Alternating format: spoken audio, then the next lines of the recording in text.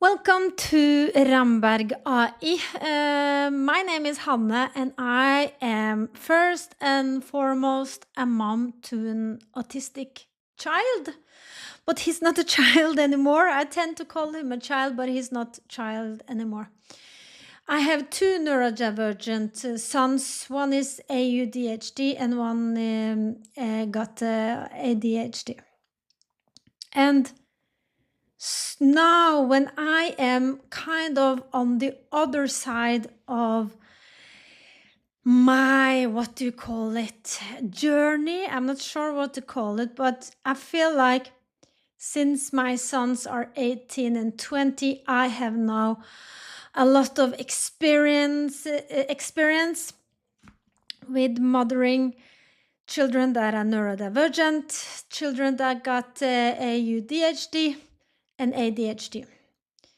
It's been a long journey, and it's also been like a short journey because it went very fast by. But in the middle of it, it felt like a combat zone. And they have research on parents raising children with autism, and the parents displays the same reactions as they are seen in combat soldiers. So the PTSD can be massive. And I feel like now I am on the other side of it. Of course, your children will be your children for the rest of your life, and you will have the worries that are, I mean, you never stop worrying about the kids, right? That's a thing that we have all in common with our autistic children, with our neurodivergent children, is that we worry so much about them. And we worry, are they going to be all right? Are they going to be okay? Will they thrive in the society? Will they be good on their own? And like for a very long time, I did not see the light at the end of the tunnel, and I was really thinking that the children will never ever, especially the autistic one, will never ever be able to move in an apartment alone, and and manage a job and be self-sufficient.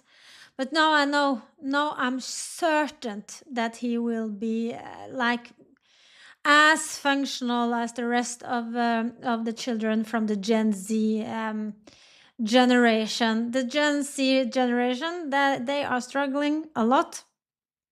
They are. And the struggles are real for them. And I believe that both of my sons will manage to be self-sufficient, will thrive in society. And of course, what happens then is just like I'm speaking with parents of autistic children as well. I've produced some articles on LinkedIn where I talk about it. I talk a lot about being the ADHD in women and autism, and how to accommodate the neurodivergent in the workplace. That has been my focus, but I think, how can I give value to people? How can I provide any service, so to speak, to anybody? What is my service? And now, yesterday, I was speaking with the daddy that has a girl that is autistic. And of course, when you have met one autistic child, you have met one autistic child. They are as unique as any other children.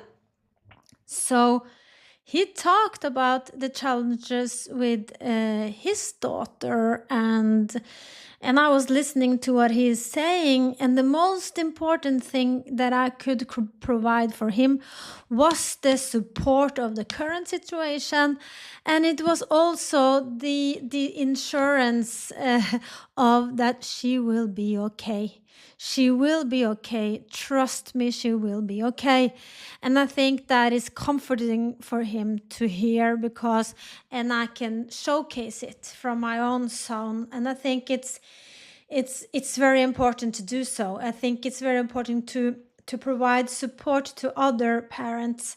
So even though my content on this channel has been like a mashup of everything about being neurodiverse, ADHD in women, how to accommodate the neurodivergent in the workplace, I'm kind of all around the place at the moment. It started out as super professional, and this is the service that I can provide for companies, but my heart is very, very much indeed with parents and people that are walking in my shoes.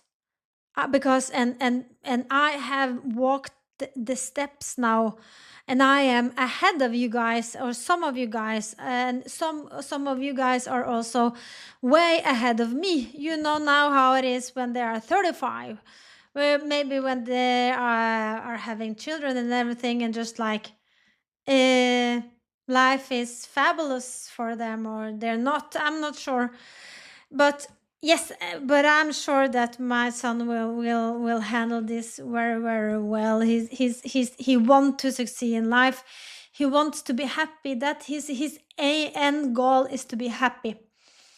Being so sad and being challenged so much in the childhood, because I think the childhood for the autistic children, that can be the hardest childhood, and it's because of society, and it's not because of them. Imagine that you have to accommodate the entire world, because they will not accommodate you in your world, and that is so stressful. And I think when the autistic children, my son, you know, the mantra I was telling everybody, you have to meet my son in his autism. You have to meet my son in his autism. You have to meet the children, the people in their autism, in their neurodivergence, and then everything will be all fine if you learn something about it.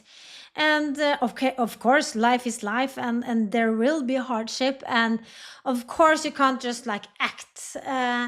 You can't just be autistic and expect that everything is going to go your way when people are accommodating in this. But being met and being open about the autism side, not the side, but just like the neurological condition. This is my neurological condition, and this is who I am.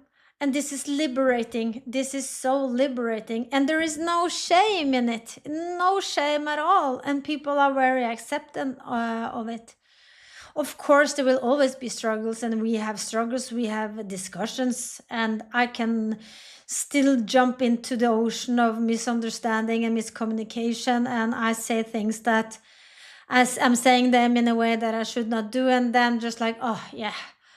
And then I realize, of course, please, sorry for my mistake of telling. I understand now. So it's an ongoing road. It's an ongoing communication. And of course, now I'm speaking directly to the people that are, you guys that are parents to autistic children, or are our siblings, or our relatives. And anyways, when you know, when you are educated, when you have been in this, when you have walked the shoes for some years, you will understand what I'm talking about.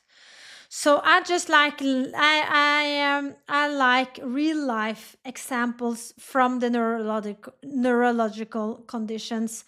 I've starting to do some of the videos where I shown real life examples from how can the anxiety in ADHD people, how can they present, how can that present itself, how can a lot of times I've done it with ADHD, and maybe I should do it with autism as well, but for me it's so relatable with the ADHD, so that's why I do that, because I feel like that's my comfort zone, and I will also try to add the autistic how autism can present in real life examples, and not, we always like to see the funny stuff. Like, for example, on Netflix they have a show with dating on the spectrum, and of course it's a part of the spectrum, the individuals that is a part of the entire spectrum that are participating, that are in the show. But the typical, the autistic, you don't see Elon Musk, you don't see an Eminem on those shows. So it's easier to show like examples from Elon Musk. I know a clip where he is so lost in the communication with his wife, and it's so obvious that it's the autism in him that prevents him from understanding the social challenges that autistic people can have in the conversation, and he's lost in translation there. And I will try to show examples of that. But Elon Musk is an adult, and I'm not sure if I can show it in I'm just like talking now. I'm talking and thinking how I can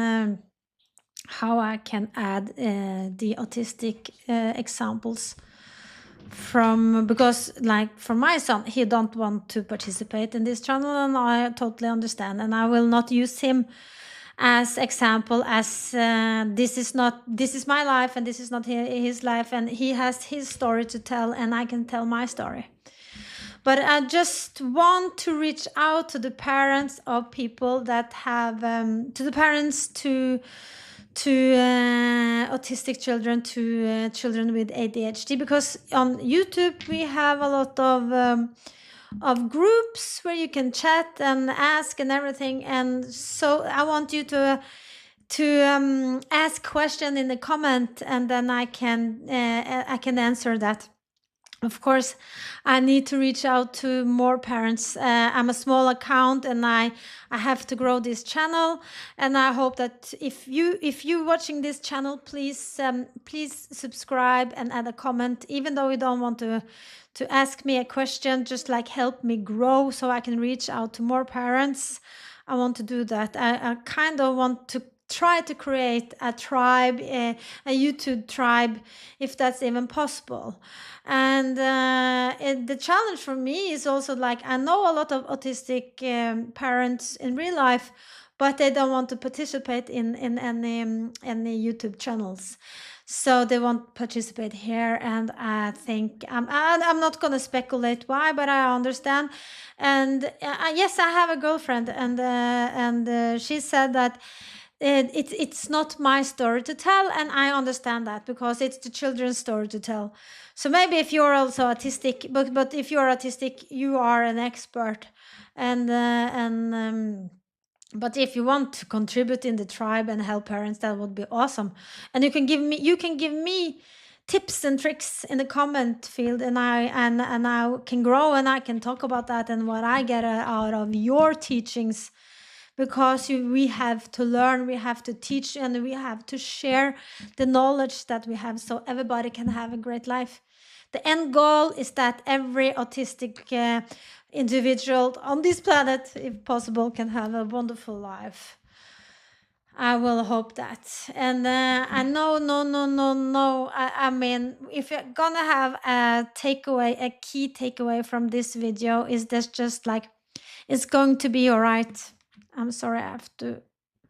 It's going to be all right. All right. I believe that. I didn't believe that, and not until I met a psychologist that told me everything about parenting autistic children, told me about how I can be a part of the solution in conflicts, or how I can communicate in conflicts. And I will also try to share that.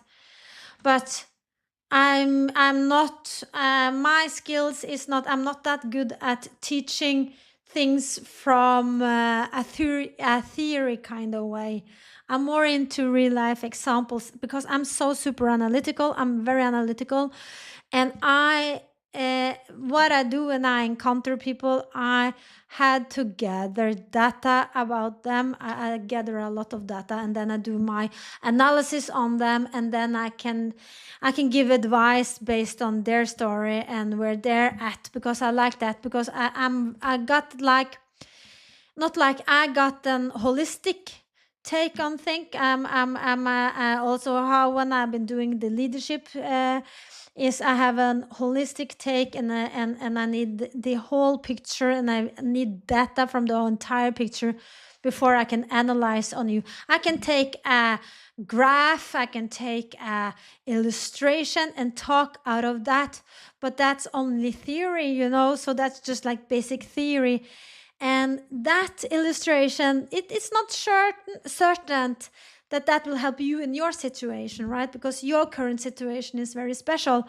My current situation is also individualistic. So like what I said, when you met one autistic child, you have met one autistic child or individual, and one take do not fix everyone's problem, right? So that's the basic thing. We are not in a linear situation. The spectrum is all about, we have got different traits. We got different traits from comorbidity, not comorbidity, but you are, if you have OCD, if you have ADHD, if you only have ADHD, if you have plain autism, it's so individual. One thing I always do, I always ramble on. I have really difficult time in limiting myself. I can't limit myself. I over explain things. So I hope that you apologize for that. Usually, in the workplace, was something I always got feedback on, that I'm over explaining. I'm over explaining everything because I want to make sure that you understand what I'm talking about. And then I have difficult times in wrapping things up because I'm so afraid of that you didn't get my point. But I hope I reached out to you and that you got my point. I hope I will reach parents. I will hope that I can create the tribe. I will continue making content based from a chaotic ADHD individual take. I'm not sure what to say. Just like the ground zero is myself, and that's why I think like the content on my channel is varies a lot. It varies within the realm of neurodivergency, but it can sometimes be as chaotic as I am myself. I have overthinking, I have over explaining, I am sometimes high alert. And sometimes I'm very happy, sometimes I'm very sad. So you get the whole spectrum there from me as well. So I hope I can contribute with some value, some humanity for you. And please subscribe, comment, and like. And I'll see you later. Bye bye.